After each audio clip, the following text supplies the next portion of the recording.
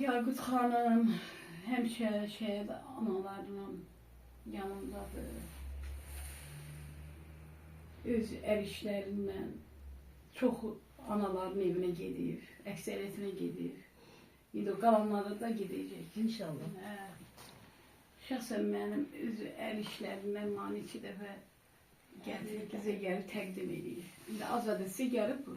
Geleceğim. Hədə Yok, gələcək. gelmiyor. İnşallah yok. İnşallah. İnşallah. O an İnşallah. siyahı var bunda, sonra Ha, hamısına gələcək. geleceğim. O ne demek? İnşallah. Allah Can. vallahi Kömək küsməsin. olsun. İstəyərəm hamısı. Şəhidin qapısını hamı üçün açın. Bəli, Bəli, bəli. bəli. Bəli, anaların da ürəyi xoş olur ki, yəni qapısı Allah razı olsun. açılır. Onu yoxlayan Onu şəhid nəzərdən, haqqında. bəli.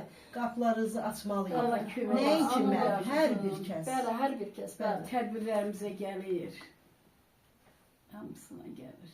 Allah razı olsun. Allah Amin, amin, qüvvət amin. versin. Belə xanımlar qoy çox olsun. Hə. Valla şəhidimizə dəyər versinlər. Dəyər verir. Ürəkçə O gəlir, deyir, o ürəkçə. kinoda da deyir, söhbət səskədən getmir. Hə, Animakin olmaqdan başqadır. Ürəkçə. Bizə də nə lazımdır? Diqqət lazımdır Diqqət, sadəcə. qayğı, bəli. Çünki biz Qapımıza anaların ürəyi çamaq o qədər kövrəkdir, o qədər qırıqdır ki. Düzdür, Valla ona görə də bizə kim gəlsə şəhidin qapısı hamı üçün açıq.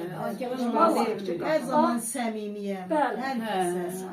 Sidq ürəkdən nə eləyirəmsə. Əlbəttə sizə də elə insanlar lazımdır ki, İstərəm həmişə yəni sizin yanınızda nədən olasın. ötürsə də gəlib qapımı açmasın ki, Mənim balam. günləri təkrar Hamımızın var, yanında günləri- olasın. Mənim sağ ol. babam. Devlət deyib ki, şəhid Ürəkçə ailələrə bunu gəlirsən, istəmirəm mən. səmimi Mən gəlirsən, istəyirəm ki, ürəkçə işdən gəlsin.